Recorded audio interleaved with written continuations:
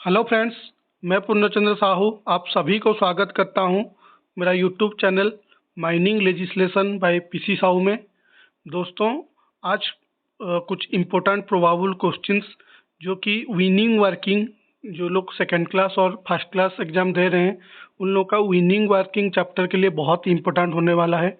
और उसके साथ साथ जो लोग फोरमैन और मेट एग्जाम दे रहे हैं उन लोग के लिए भी काफ़ी इम्पोर्टेंट होने वाला है। दोस्तों, कुछ लोग से अभी बातचीत हो रहा था, तो वो लोग बता रहे थे कि सर विनिंग वर्किंग का कुछ वीडियो बनाइए। तो दोस्तों, विनिंग वर्किंग का सेपरेट वीडियो तो बनाऊंगा ही, लेकिन ये जो माइनिंग मेट और फोरमैन के लिए जो क्वेश्चन सेट दिया जा रहा है ये भी आपका विनिंग वर्किंग का एक पार्ट ही है। तो जो लोग ऐसे समझ रहे हैं कि नहीं, स्क्रीन पे जो लिखा जा रहा है कि MCQ set for mining foreman and mining met, इसका मतलब नहीं कि हम लोग सेकंड क्लास फर्स्ट क्लास दे रहे हैं तो हम नहीं देखेंगे। हाँ, हो सकता है जो लोग का एक ही पेपर है माइनिंग लेजिस्लेशन उन लोगों के लिए शायद ज़रूरत नहीं है, लेकिन जो लोग दो पेपर दे रहे हैं या चार पेपर दे रहे हैं कैटेगरी हिसाब से और विनिंग वर्किंग वाला पेपर देना है, वो लोग भी ये वीडियो को ज़रूर देखना चाहिए, क्योंकि यही सवाल विनिंग वर्किंग में भी पूछा जाता है। क्योंकि जियोलॉजी हो गया, माइन वर्किंग हो गया, माइनिंग मेथड हो गया, माइन एनवायरनमेंट हो गया, ये सब विनिंग वर्किंग का भी पार्ट है। तो ज़रूर जो लोग सेकंड क्लास फर्स्ट क्लास दे रहे हैं वो लोग भी इस वीडियो से मदद ले सकते हैं। और स्पेशली माइनिंग मेट फोरमैन लोग के लिए तो ये बनाया ही जा रहा है। तो दोस्तों, चैनल के साथ जुड़े रहिए, आगे भी इस टाइप का एमसीक्यू के साथ साथ थ्योरी का वीडियो भी आता रहेगा। बेल आइकन को इसलिए प्रेस करना ज़रूरी है और फ्रेंड सर्कल में भी वीडियो को शेयर कीजिए ताकि मैक्सिमम से मैक्सिमम लोग इसका फ़ायदा उठा सके। तो शुरू करते हैं आज का वीडियो। फर्स्ट क्वेश्चन की तरफ बढ़ते हैं।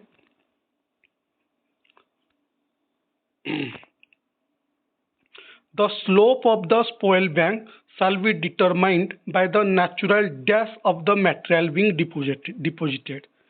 यानी कि बोल रहा है कि जो स्पॉइल बैंक का स्लोप है वो कितना होगा, किस चीज़ के ऊपर डिपेंड करता है, किस चीज़ को कंसीडर करके डिसाइड किया जाता है। स्पॉइल बैंक यानी कि हम लोग जो डंप करके रखते हैं, मान लीजिए ये एक डंप है, ठीक है। ये अगर डंप है तो इसका स्लोप है ये वाला जो इस साइड में देखेंगे तो ये वाला इसका स्लोप है। ये जो स्लोप बनाया गया ये एक एंगल करके एंगल में है कि नहीं, तो ये स्लोप कितना होगा किस चीज़ को ऊपर बेस्ड करके डिसाइड किया जाता है। ऑप्शंस क्या क्या है? Angle of report, obtuse angle, reflex angle, none of these. तो इसका सही आंसर क्या होगा? इसका सही आंसर होगा option A, angle of report. एक स्पॉइल बैंक का स्लोप कितना होगा वो जो डिटर्मिनेशन किया जाता है वो एंगल ऑफ रिपोज के ऊपर डिपेंड करता है, ठीक है। एंगल ऑफ रिपोज क्या है? एंगल ऑफ रिपोज मतलब देखिए यह यहाँ पे जो स्लोप का डायग्राम स्क्रीन पे ऊपर आप देख पा रहे होंगे, ठीक है। मान लीजिए एक मटेरियल को, एक ऑब्जेक्ट को हम रखेंगे ऐसे स्पॉइल में से स्लोप करके रखेंगे तो एक हद तक वो रहेगा। उससे ज़्यादा अगर एंगल हो जाता है, मान लीजिए इस केस में ये हो गया उसका स्लोप, ये वाला जो स्लोप है ये उसका स्लोप हो गया। इसका एंगल अगर बढ़ जाएगा, जैसे इसको मिटा के मैं अच्छे से और समझाता हूँ आपको। जैसे मान लीजिए ऐसे करके मान लीजिए एक स्पॉइल बैंक है, तो मान लीजिए ये मटेरियल ये ऐसे करके रह रहा है, वो गिर नहीं रहा है। एक एंगल मान लीजिए इसको थोड़ा बढ़ा देते हैं एंगल, हो सकता है यहाँ से गिर जाए, वो खिसकना शुरू कर दे। तो आप बालू भी जो घर में हम जो घर बनाते वक्त या सिविल काम करने के बाद बालू को भी हम लोग रखते हैं ऐसे डंप करके या ऐसे स्लोपिंग करके रखते हैं, तो एक हद तक बालू गिरता नहीं है। लेकिन थोड़ा ज़्यादा अगर एंगल हो जाता है, स्टीप अगर ज़्यादा हो जाता है तो फिर बालू गिरने लगता है। तो अलग अलग मटेरियल का अलग अलग रहता है कि कितना एंगल तक वो गिरेगा नहीं, खिसकेगा नहीं और ऐसे रह सकता है। उससे थोड़ा अगर ज़्यादा कर देंगे तो फिर खिसकना शुरू हो जाएगा। तो जो मैक्सिमम एंगल जब तक वो रिटेन करके रह सकता है, जिस मटेरियल का हम यहाँ पे डंप कर रहे हैं या स्पॉइल बैंक बना रहे हैं, जिस मटेरियल का हर मटेरियल का अलग अलग क्वालिटी रहता है। तो जिस मटेरियल जितना मैक्सिमम एंगल तक वो ना खिसक के ना गिर के रह सकता है, उसको बोलते हैं उसका एंगल ऑफ रिपोज। उससे थोड़ा 1 डिग्री भी ज़्यादा हो जाएगा, फिर वो खिसकना शुरू कर देगा, वो मटेरियल गिर जाएगा, तो फिर दम स्टेबिलिटी के ऊपर सवाल आ जाएगा। इसलिए एंगल ऑफ रिपोज को कंसिडर करते हुए स्पॉइल बैंक का स्लोप कितना होगा वो डिटरमाइन किया जाता है। Clear, fundamental clear. Angle of repose क्या है कि मैक्सिमम कितना एंगल तक कोई भी मटेरियल रिटेन हो के रह सकता है, वो गिरे ना, खिसके ना, ठीक है। उससे 1 डिग्री भी ज़्यादा एंगल हो जाएगा तो फिर मटेरियल गिरना शुरू हो जाएगा। वो जो एंगल को बोलते हैं एंगल ऑफ रिपोज, जो कि इस पर्टिकुलर क्वेश्चन का सही आंसर है। अच्छा, ऑब्ट्यूज एंगल क्या है? ऑब्ट्यूज एंगल मतलब जो एंगल 90 डिग्री से ज़्यादा हो लेकिन 180 डिग्री से कम हो, उसको बोलते हैं ऑब्ट्यूज एंगल। और रिफ्लेक्स एंगल, रिफ्लेक्स एंगल का मतलब होता है कि जो एंगल 180 डिग्री से ज़्यादा हो लेकिन 360 डिग्री से कम हो, यानी कि 181 से लेके 359 तक जितना भी डिग्री है, जितना भी एंगल है, वो उसको रिफ्लेक्स एंगल बोलते हैं, ठीक है। और 90 से ज़्यादा लेकिन 180 से कम जितना भी एंगल है उसको ऑब्ट्यूज एंगल बोलते हैं, ठीक है। तो इसका सही आंसर होगा ऑप्शन ए। नेक्स्ट क्वेश्चन की तरफ बढ़ते हैं।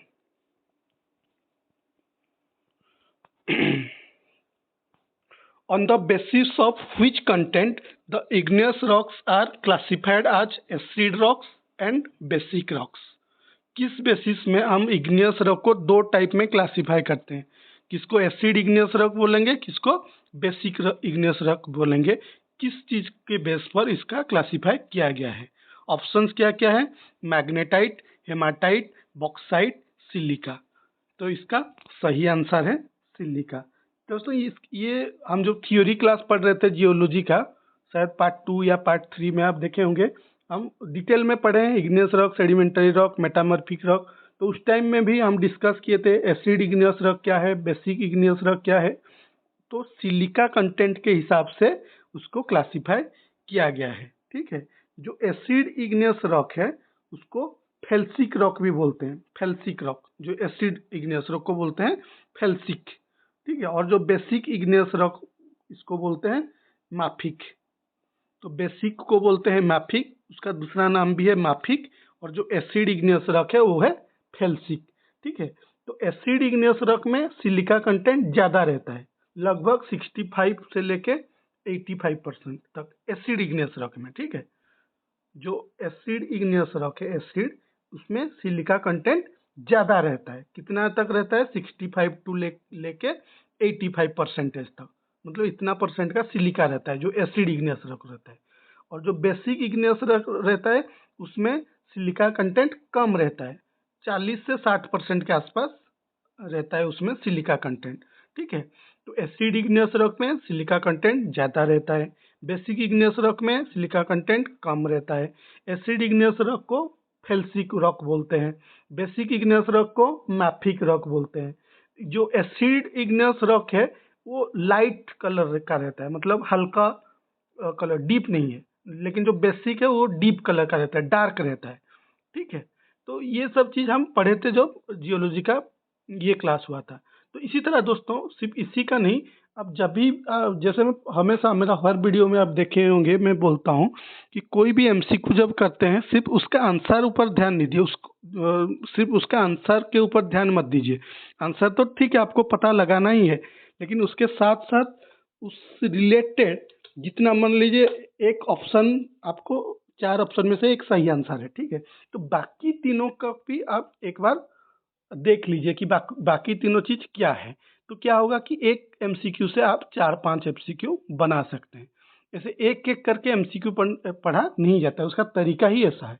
और उसके पीछे फंडामेंटल क्या है, उसका बेसिक क्या है, क्या मतलब उसमें थ्योरी छुपा के है, किस बेसिस में ये सही आंसर होगा, वो जानने को कोशिश कीजिए। ऐसे नहीं कि एक क्वेश्चन आ गया उसका आंसर पता हो गया कि मैं रट्टा मार लूँ। एक बार आपका कंसेप्ट क्लियर हो जाएगा, क्योंकि कंसेप्ट जानना जरूरी है। जैसे एसिड इग्नियस रॉक जिसमें सिलिका कंटेंट हाई है, बेसिक इग्नियस रॉक जिसमें सिलिका कंटेंट कम है। तो इस टाइप का रहने से आपका दिमाग में वो बैठ जाएगा, फिर आपको रट्टा मारने का जरूरत नहीं कि सिलिका ही होगा इसका आंसर करके, ठीक है। तो इस टाइप का पढ़ाई कीजिए, आपका बहुत कम टाइम में ज़्यादा कोर्स और ज़्यादा एमसीक्यू आप कवर कर पाएंगे। ठीक है, बाकी मदद करने के लिए तो मैं इसीलिए अलग अलग टाइप का एमसीक्यू हर वीडियो में डालता हूँ, ताकि आपका सोचने का समझने का नज़रिया अलग अलग हो। ऐसा नहीं कि एक चीज़ में कि जैसे ड्रिलिंग ब्लास्टिंग में घुस गए, सिर्फ ड्रिलिंग ब्लास्टिंग ही रट्टा मार के या तैयारी करके जाएंगे। ड्रिलिंग ब्लास्टिंग से मान लीजिए हार्डली 8-10 तो क्वेश्चन आया, बाकी नहीं आया, बाकी मशीनरी वगैरह जियोलॉजी वगैरह आ गया, फिर आपका तैयारी सब बर्बाद हो जाएगा। तो हर चीज़ को हमको टच करना है, सिर्फ टच नहीं करना है, कंसेप्ट क्लियर होके मैक्सिमम पॉसिबल एमसीक्यू को कवर करना है। ठीक है, नेक्स्ट क्वेश्चन की तरफ बढ़ते हैं।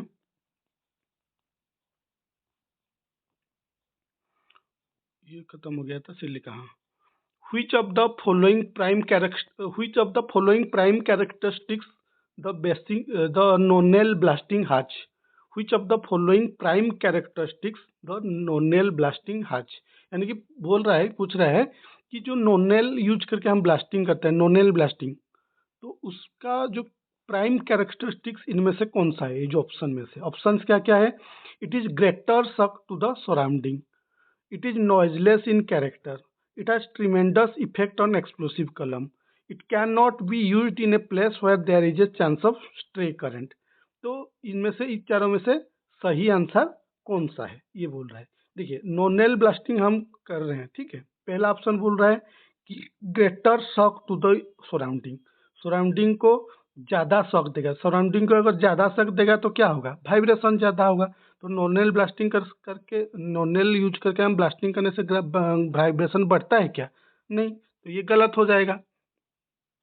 ये पहला ऑप्शन ये गलत है। Second option, it is noiseless in character, ये सही है। हम जानते हैं नोनेल ब्लास्टिंग का एक मतलब अहम कैरेक्टरिस्टिक्स है कि नॉइजलेस होता है। ठीक है, जैसे डीएफ वगैरह में नॉइज आता है, लेकिन नॉनेल यूज हम करते हैं तो नॉइजलेस ये कैरेक्टर प्ले करता है। नॉइज बहुत ही मिनिमल रहता है। ठीक है, it has tremendous effect on explosive कलम, ये उसका कैरेक्टरिस्टिक्स नहीं है। ऐसे बोलने से तो डीएफ तो और ज्यादा है। ठीक है, तो इसका सही आंसर हमको पता चल गया कि option B, it is noiseless in character, ये इसका प्राइम कैरेक्टरिस्टिक्स है। बाकी जो तीन ऑप्शन है ये नोनेल का स्पेशल कैरेक्टरिस्टिक्स नहीं है। ठीक है, नेक्स्ट क्वेश्चन की तरफ बढ़ते हैं। तो इसका, हाँ, इसका सही आंसर बोला कि it is noiseless in character, जो कि ऑप्शन बी में है। ठीक है, next question, the the ratio of volume of voids in a rock और the soil to its total volume is known as dash. ये क्या बोल रहा है कि मान लीजिए एक पत्थर है, रॉक मतलब पत्थर है, मान लीजिए ये एक पत्थर है, ठीक है। इसका एक वॉल्यूम होगा कि नहीं? इसका जो वॉल्यूम, जितना क्यूबिक मीटर का ये पत्थर होगा, उसका एक टोटल वॉल्यूम होगा, मान लीजिए फॉर एग्जांपल 3 क्यूबिक मीटर है। 3 क्यूबिक मीटर का ये एक पत्थर है। लेकिन इस पत्थर में कुछ वॉइड्स होंगे कि नहीं? मतलब ये तो सब मिनरल कंपोजिशन में ये पत्थर बना हुआ है कि नहीं? तो वो जो पत्थर के जो कंस्ट्रक्शन हुआ है, उसमें कुछ गैप रहेगा कि नहीं? पार्टिकल्स टू पार्टिकल के अंदर कुछ वॉइड रहेगा कि नहीं? मान लीजिए जैसे गैप गैप रहता है, तो वो गैप को तो हम कंसिडर नहीं करते हैं जब वॉल्यूम कैलकुलेशन करते हैं। तो जितना गैप है, वॉइड मतलब जितना गैप है, उस वॉइड का वॉल्यूम और इसका वॉल्यूम का रेशियो को हम क्या बोलेंगे? मतलब जितना पत्थर में गैप है, जो वॉइड्स है, उस वॉइड्स का वॉल्यूम और पत्थर का टोटल वॉल्यूम, ये दोनों का जो रेशियो है, इसको क्या बोलेंगे? ऑप्शंस क्या क्या है? Lithology, plasticity, porosity, permeability. Lithology, plasticity, porosity, permeability. तो इसका सही आंसर क्या है? इसका सही आंसर है porosity. Porosity is the ratio of volume of voids in a rock to the total volume. ठीक है, और लिथोलॉजी क्या है? ये तो हम पहले भी दूसरा एक एमसीक्यू में डिस्कस कर चुके हैं। लिथोलॉजी क्या है? Study of physical characteristics of rock. Rock का जितना फिजिकल कैरेक्टरिस्टिक्स है उसको पढ़ना, उसको बोलते हैं लिथोलॉजी। फिजिकल कैरेक्टरिस्टिक्स मतलब जैसे उसका कलर हो गया, किस टाइप का कलर है, उसका टेक्सचर कैसा है, उसका ग्रेन साइज क्या है, छोटा है, बड़ा है, उसका स्ट्रीक कैसा है। स्ट्रीक मतलब बोला था कि एक लाइन खींचेंगे तो किस कलर निकलता है, उसको बोलते हैं उसका स्ट्रीक। कलर, टेक्सचर, ये उसका सब फिजिकल प्रॉपर्टीज है। तो पत्थर का जो फिजिकल प्रॉपर्टीज के बारे में पढ़ना को बोलते हैं लिथोलॉजी। और एक चीज़ है प्लास्टिसिटी। प्लास्टिसिटी क्या है? प्लास्टिसिटी मतलब कैसे बोलेंगे, समझ रहे हैं ना? प्लास्टिसिटी मतलब क्या है? प्लास्टिसिटी मतलब आप देखे होंगे, मान लीजिए हाँ ठीक है, जैसे मान लीजिए कि आप दो चेयर खरीदेंगे, एक क्वालिटी वाला जो 1500 2000 2200 रुपये में एक चेयर खरीदेंगे, और कुछ आजकल जैसे आप कॉलोनी के अंदर भी कुछ गाड़ियाँ आती है कुछ चेयर लेके कि 500 में दो चेयर ले लीजिए, 1000 में चार चेयर ले लीजिए, ऐसे करके भी चेयर्स आते हैं वही प्लास्टिक का। लेकिन आप एक क्वालिटी वाला चेयर, अंकुर हो गया, बाकी जितना अच्छा अच्छा मतलब प्रोडक्ट है प्लास्टिक चेयर का, वो अच्छा वाला आपको 2200 2500 रुपया के आसपास पड़ जाएगा। 1516 से लेके 2225 तक आ जाए एक चेयर का दाम। लेकिन 200 300 रुपया में भी चेयर आता है वही प्लास्टिक का। तो ये दोनों के बीच में डिफरेंस आप देखेंगे। ये जो प्लास्टिक चेयर जो क्वालिटी वाला जो मान लीजिए 2300 रुपया लिया है, और ये लिया है 400 रुपया, ठीक है। यही भी ये तो हो सकता है कभी कभी ये बड़ा भी होता है, इससे भी आप देखेंगे तो यार इतना छोटा चेयर लिया 2300 रुपया लिया, कि इतना बड़ा बड़ा मिल रहा है 400 रुपया में, ऐसा भी आपको लगेगा, ठीक है। लेकिन ये इसका जो प्लास्टिक का क्वालिटी देखेंगे, इसका मतलब क्या होगा कि थोड़ा बेंड भी करेंगे ना, वो सहन कर लेगा, टूटेगा नहीं। लेकिन ये वाला जो प्लास्टिक है जो जो 400 रुपया में आप खरीदे हैं, उसको देख आप देखेंगे कभी थोड़ा सा बेंड करते हैं तो वो टूट जाएगा पटक से। तो ये डिफरेंस है दोनों, इसको बोलते हैं प्लास्टिसिटी। जिस रीजन के वजह से ये हो रहा है उसको बोलते हैं प्लास्टिसिटी। मतलब उसका डेफिनेशन बोलेंगे तो मतलब उसका जो ओरिजिनल शेप है उसको रिटेन करने में वो कितना एबिलिटी है उसको, मतलब डिफॉर्मेशन हो रहा है या नहीं हो रहा है। उसका जो ओरिजिनल शेप है मटेरियल का, उसका ओरिजिनल शेप को अगर हम प्रेशर अप्लाई करते हैं तो उसको कितना एबुल है उसको रिटेन करने के लिए, कि उसको मतलब काउंटर करने के लिए कितना उसके पास एबिलिटी है, उस एबिलिटी को बोलते हैं प्लास्टिसिटी। समझ रहे हैं ना मैं क्या बोल रहा हूँ?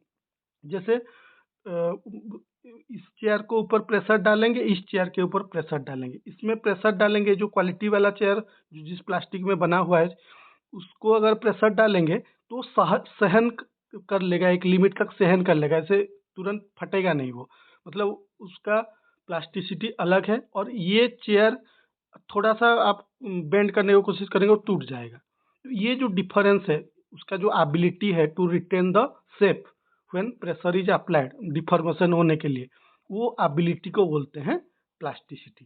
समझ गए ना? Concept clear? ऐसे कंसेप्ट क्लियर होना है, हमको रट्टा नहीं मानना है कि हाँ ठीक है पोरोसिटी हम आंसर समझ लिए, वॉइड का जो वॉल्यूम और उसका एक्चुअल वॉल्यूम के बीच में जो रेशियो है उसको पोरोसिटी समझ गए, बस बात खत्म। ऐसा नहीं, बाकी जो तीनों है हो सकता है किसी दूसरा एमसीक्यू में पोरोसिटी के बारे में ना पूछे, प्लास्टिसिटी के बारे में पूछे या परमिएबिलिटी के बारे में पूछे। तो कंसेप्ट क्लियर होना जरूरी है। ऐसे करने से आप एक एमसीक्यू से 5 6 एमसीक्यू बना सकते हैं और मैक्सिमम एमसीक्यू आपका कवर हो जाएगा। समझ रहे हैं ना मैं क्या बोल रहा हूँ? तो उसी के हिसाब से आप तैयारी कीजिए, ठीक है। परमिएबिलिटी क्या है? परमिएबिलिटी मतलब एक मैग्नेटिक फील्ड के अंदर अगर एक ऑब्जेक्ट को हम लाते हैं, मैग्नेटिक फील्ड समझ रहे हैं ना? देखिए एक मैग्नेट ले आइए, तो ये मैग्नेट के पास अगर लोहा हम लेके जाते हैं तो ये खींचता है कि नहीं?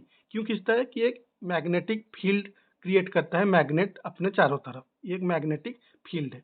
यानी कि एक मैग्नेट को हम रखेंगे तो उसके चारों तरफ एक वलय टाइप का एक उसका स्पेस बनता है, जिसमें उस रेंज के अंदर जो मैग्नेटिक चीज जो भी आएगा उसको वो खींचता है। तो वो जो रेंज है उस रेंज एक मैग्नेटिक फील्ड बोलते हैं उस रेंज को, ठीक है। तो कोई भी ऑब्जेक्ट को जब हम एक मैग्नेटिक फील्ड का रेंज के अंदर रखते हैं तो वो कितना उसके पास एबिलिटी है मैग्नेटिक जो फ्लक्स को जो खींचता है, जो जिस फोर्स में कुछ तो होगा, खींच रहा है मतलब कुछ तो कर रहा होगा ना, उसको बोलते हैं मैग्नेटिक फ्लक्स। समझ रहे हैं ना? मैं और अच्छे से समझने के लिए आपको मतलब एक दिशा दे रहा हूँ कि वो जो मैग्नेट को रखेंगे तो कोई भी जो जैसे लोहा हो गया, लोहा को खींचता है कि नहीं? तो कुछ तो चीज अप्लाई कर रहा होगा, तो जिसलिए वो खींच के आ रहा है उसके पास, उसको बोलते हैं मैग्नेटिक फ्लक्स। तो इसका जो एबिलिटी है उसको अलाउ करने के लिए मैग्नेटिक फ्लक्स को अप्लाई करने में उस एबिलिटी को बोलते हैं परमिएबिलिटी। और हर मटेरियल का परमिएबिलिटी अलग अलग रहता है। आप देखेंगे कुछ कुछ जो चाबियां होते हैं, हम जो घर में लॉक एंड की यूज करते हैं, कुछ कुछ जो की होते हैं वो थोड़ा बहुत लगते हैं मैग्नेट में, पूरा अच्छे से नहीं, मतलब थोड़ा थोड़ा लगेगा कि हाँ खींच रहा है, लेकिन उतना अच्छे से नहीं होता है। लेकिन कुछ कुछ की होते हैं जिसको पूरा तुरंत पकड़ के लेता है, उसके पास हम लेते हैं मैग्नेट, तो वो डिफरेंस रहता है। उस वो जो चीज को बोलते हैं permeability, the ability of a material to allow the magnetic flux when the object is placed under magnetic field. समझ रहे हैं ना? तो इसको बोलते हैं परमिएबिलिटी। ठीक है, उसको ज़्यादा मतलब जस्ट एक कंसेप्ट खाली करने के लिए बोले, उसका और डिटेल घुसेंगे तो फिर बहुत सारा चीज़ आ जाएगा। ठीक है, उतना हमको ज़रूरत नहीं है, जस्ट खाली कंसेप्ट हमारा क्लियर होना चाहिए। नेक्स्ट क्वेश्चन की तरफ बढ़ते हैं। Trough shape of the belt conveyor is made up with the help of dash. Belt का जो ट्रॉप शेप होता है वो किस चीज के वजह से हो पाता है, संभव हो पाता है। ऑप्शंस क्या है? Bottom roller, idler set, snub pulley, driver roller. तो इसका सही आंसर क्या है? जो ट्रॉप शेप होता है किस वजह से हो पाता है? आइडलर सेट के वजह से हो पाता है। ड्रॉप स्टेप समझ रहे हैं ना? जैसे मान लीजिए यह बेल्ट जो हमारा बेल्ट कन्वेयर, आप जो हम देखते हैं, बेल्ट बेल्ट तो ऐसा रहता है, लेकिन हम आप देखते हैं जो बेल्ट कन्वेयर में बेल्ट का शेप ये एक्चुअली फ्लैट रहता है कि ना, बेल्ट जो हम खरीदते हैं ऐसे फ्लैट रहता है कि ना बेल्ट, लेकिन हम जो बेल्ट कन्वेयर देखते हैं वो इस टाइप का शेप रहता है कि नहीं, इस टाइप का। जैसे कुछ मटेरियल यहाँ पे मटेरियल ऐसे रनिंग होता है, तो उसका शेप, उसका जो शेप है ऐसा रहता है कि नहीं, तो इसको बोलते हैं उसका ट्रॉप शेप। तो ये ट्रॉप शेप हम कैसे कर पाते हैं? वो तो फ्लैट रहता है बेल्ट, ये ट्रॉप शेप आइडलर के वजह से ऐसे कर पाते हैं। आइडलर हम जैसे पोजिशनिंग करेंगे उसका शेप ऐसा रहेगा, तो ये पॉसिबल हो पाता है आइडलर सेट की वजह से। अच्छा, स्नॉब पुली पे के बारे में हम डिस्कस किए थे दूसरा एक एमसीक्यू में। स्नॉब पुली क्या है मालूम है कि नहीं? अब दोबारा बताना पड़ेगा। स्नो पुली हम क्यों करते हैं? कांटेक्ट एरिया को कम ज्यादा करने के लिए। किसके किसी में बीच में? जो आइडलर और बेल्ट के बीच में। समझाया था कि नहीं पूरा डायग्राम करके? याद है कि नहीं? अगर रेगुलर वीडियो देख रहे हैं तो आपको जरूर कंसेप्ट क्लियर होगा, रेगुलर वीडियो नहीं देख रहे हैं तो कंसेप्ट नहीं क्लियर होगा। फिर भी बता देता हूँ यहाँ पे। स्नो पुली क्या बताया था कि मान लीजिए ये एक पुली होता है, ये एक पुली होता है, एक ड्राइवर पुली होता है, मतलब जो, और ऐसे करके बेल्ट के अंदर चलता है। ऐसे होता है कि नहीं? यही है, ये मान लीजिए एक पुली है, ये एक पुली है, और ये हो गया बेल्ट कन्वेयर। ऐसे करके बेल्ट कन्वेयर चलता है। तो इसका काम क्या है? जो ये स्नॉब पुली का काम है, देखिए ये जो आइडलर है और ये है बेल्ट, इसको कांटेक्ट करता है कि नहीं, इस पोजीशन में कांटेक्ट होता है कि नहीं, इसी एक कांटेक्ट के वजह से तो ये आइडलर घूमता है, तो ये जो सॉरी ये पुली घूमता है, तो ये बेल्ट कन्वेयर घूमता है। क्यों? क्योंकि ये घूम रहा है, तो यहाँ पे कांटेक्ट होता है, इसीलिए यहाँ पे इस एरिया में, कैसे करूँ, दोबारा डायग्राम कर लेता हूँ। ये मान लीजिए हमारा हो गया बेल्ट कन्वेयर, ठीक है। तो यहाँ पे कांटेक्ट होता है करके जाके घूम पाता है जो हमारा बेल्ट कन्वेयर, क्योंकि इसके पास कांटेक्ट है इसके साथ, आइडलर के साथ। तो ये कांटेक्ट एरिया को कम ज़्यादा कैसे कर सकते हैं? इसको यहाँ पे एक पुली, जैसे ऐसे बेल्ट कन्वेयर ना रह के ऐसे करके ऐसे रहता है, यहाँ पे एक पुली रहता है, इसको बोलते हैं स्नॉब पुली, जिसका काम क्या है? इसको अगर इधर खिसकाएंगे तो कांटेक्ट एरिया कम होते जाएगा, क्योंकि बेल्ट कन्वेयर इधर चला आएगा। इसको अगर इस साइड में खिसकाएंगे तो बेल्ट कन्वेयर और थोड़ा सटक जाएगा पुली के साथ, तो कांटेक्ट एरिया बढ़ जाएगा। तो ये कांटेक्ट एरिया पुली और बेल्ट कन्वेयर के बीच में जो कांटेक्ट एरिया ज़्यादा या कम रिड्यूस या इंक्रीज करता है, उसको बोलते हैं स्नॉब पुली। क्लियर? Concept clear? इसका स्नॉब पुली का काम है कांटेक्ट एरिया को बढ़ाना या कम करना अपना जरूरत के हिसाब से। ठीक है, क्लियर? नेक्स्ट क्वेश्चन की तरफ बढ़ते हैं। In no case the slope of the spoil bank shall exceed dash degree from the horizontal. किसी भी केस में स्पॉइल बैंक का जो स्लोप है वो कितना डिग्री, हॉरिजॉन्टल से कितना डिग्री से ज़्यादा नहीं होना चाहिए।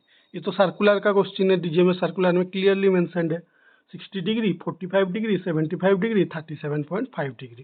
तो ये तो डायरेक्ट क्वेश्चन है, रीजन में सर्कुलर का 37.5 डिग्री। किसी भी केस में स्पॉइल बैंक, हमारा स्पॉइल बैंक मतलब जो डंप है, अभी अभी डिस्कस कर रहे थे, उसका जो स्लोप है वो 37.5 डिग्री से ज़्यादा नहीं होना चाहिए। ठीक है, नेक्स्ट क्वेश्चन की तरफ बढ़ते हैं। तो इसका सही आंसर ऑप्शन डी है। A fixed reference point of known elevation is called dash. एक fixed reference point of known elevation is called dash. Vertical level RL, RL मतलब जो reduced level, benchmark, contour line. तो इसका सही answer क्या है? ये तो बहुत आसान क्वेश्चन है। इसका सही आंसर है ऑप्शन सी, बेंचमार्क। एक फिक्स, इसी बेंचमार्क से इसको बीएम करके भी ऐसे मार्किंग किया जाता है। बीएम, बीएम मतलब बेंचमार्क। जो बेंचमार्क होता है ना, वो एक मतलब रेफरेंस पॉइंट के हिसाब से यूज किया जाता है सर्वे के दौरान, और इसी का रेफरेंस में ही सबका एलिवेशन, उसका लोकेशन, कोऑर्डिनेट्स सब जो मतलब लिया जाता है इसी का रेफरेंस में। एक मतलब मान लीजिए कि हम बोलेंगे कि ये पेड़ कहाँ है। मान लीजिए एक पेड़ है, ठीक है, ये एक पेड़ का डायग्राम कर रहे हैं, ये एक पेड़ है। हम बोलेंगे ये पेड़ कहाँ है और कितना ऊंचाई में है। तो हम क्या बोलेंगे, पेड़ कहाँ है, तो कोई एक पॉइंट ले लेंगे तो बोलेंगे नहीं, इस पॉइंट से ये 100 मीटर दूरी पे है। तो एक रेफरेंस पॉइंट चाहिए कि नहीं। तो सर्वे में जो रेफरेंस पॉइंट लिया जाता है उसको बोलते हैं बेंचमार्क, जिसका एलिवेशन पता रहता है। एलिवेशन यानी कि उसका हाइट, इसलिए हमेशा एमएसएल, एमएसएल मतलब मीन सी लेवल, जो समुद्र का जो लेवल है वो मीन सी लेवल से उस जिसको हम बेंचमार्क करना चाहते हैं, जिसको रेफरेंस पॉइंट लेना चाहते हैं, उसका हाइट पता रहता है।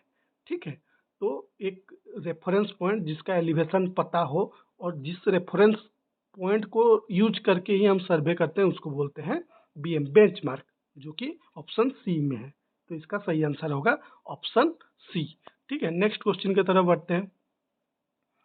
What is the rate of disability allowance be given to a person declared medically unfit for employment. कोई भी आदमी अगर मेडिकली अनफिट हो गया, माइनिंग मतलब माइंस का एक एम्प्लॉय है जो मेडिकल अनफिट हो गया, तो उसको फ्री ट्रीटमेंट, ये सब तो है प्रोविजन, आप पढ़े होंगे माइंस एक्ट में सब लिखा गया है। उसका पहले फ्री ट्रीटमेंट होगा, उसका जितना जो ऑक्यूपेशनल हेल्थ सर्वे सेक्शन, कितना, कौन सा सेक्शन में है, occupational health survey section 9A में है। ऑक्यूपेशनल हेल्थ सर्विस सेक्शन में है कि रेगुलेशन में, सेक्शन में है शायद, सॉरी एक्ट में है शायद, 9A में। एग्जैक्टली याद नहीं आ रहा है, एक्ट में है शायद, एक्ट रेगुलेशन नहीं, एक्ट में ही है। ठीक है, तो उसमें बाकी सब चीज़ है, वो जब पढ़ेंगे माइंस एक्ट तो आप तो जानते ही होंगे, लेकिन फिर भी हम जब पढ़ाएंगे उसके ऊपर भी उसको और अच्छे से डिस्कस करेंगे ही। ठीक है, तो जो डिसेबिलिटी अलाउंस मिलता है, जो आदमी मेडिकली अनफिट हो गया और अभी उसको एम्प्लॉयमेंट में हम नहीं रख सकते, तो ऐसा नहीं कि उसको निकाल देंगे, उसको पैसा देना पड़ेगा। कितना देना पड़ेगा वही पूछ रहा है। 100% of his monthly wages, 20% of his monthly wages, 50% of his monthly wages, 75% of his monthly wages. तो इसका सही आंसर है option C, 50% of his monthly wages, यानी कि वो एक महीने में जितना सैलरी लेता था उसका 50% उसको डिसेबिलिटी अलाउंस के हिसाब से दिया जाता है। ठीक है, 50%। नेक्स्ट क्वेश्चन की तरफ बढ़ते हैं। Which of the following has pore water resistant property. इनमें से किस एक्सप्लोसिव का सबसे पोर वाटर रेजिस्टेंट प्रॉपर्टी है, यानी कि सबसे कम ये पानी को झेल पाता है। वाटर रेजिस्टेंट प्रॉपर्टी मतलब पानी को झेल पाना। पानी को झेल पाना मतलब समझ रहे हैं ना, यानी कि पानी का कांटेक्ट में आ जाएगा तो खुद खुद खराब ना हो जाए, उसका परफॉर्मेंस खराब ना हो जाए, उसको बोलते हैं वाटर रेजिस्टेंट प्रॉपर्टी। एक्सप्लोसिव का प्रॉपर्टी में काफ़ी बार हम डिस्कस कर चुके हैं। एक्सप्लोसिव का प्रॉपर्टी क्या है, density, VOD, fume characteristics, legal, ये वाटर रेजिस्टेंट, सेंसिटिविटी, ये सब उसका प्रॉपर्टी है कि नहीं। तो ये जो चार एक्सप्लोसिव में सबसे पोर वाटर रेजिस्टेंट प्रॉपर्टी किसका है। ऑप्शंस क्या क्या है, slurry explosive, ANFO, emulsion explosive, NG based explosive. तो इसका सही आंसर है कौन सा? तो इजी है, option B ANFO. Ammonium nitrate fuel oil, उसका डेंसिटी कितना रहता है? 0.8 के आसपास रहता है अनफो का, जो कि पानी का कितना है? 1। तो पानी से कम रहता है, इसलिए ये वाटरी होल में यूज नहीं हो पाता है। अनफो वाटरी होल में यूज हो पाता है क्या? डायरेक्टली नहीं हो पाता है, क्योंकि उसका वाटर रेजिस्टेंट प्रॉपर्टी नहीं है, डेंसिटी भी उसका कम है।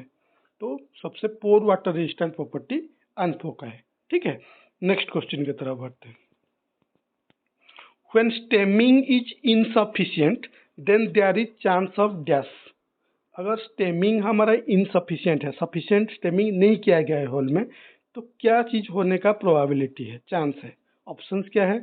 High powder factor, excessive vibration, over breakage, blown out shot. तो इसका सही आंसर क्या है? जब हमारा स्टेमिंग स्टेमिंग तो समझ रहे हैं, तो बहुत नॉर्मल चीज़ है।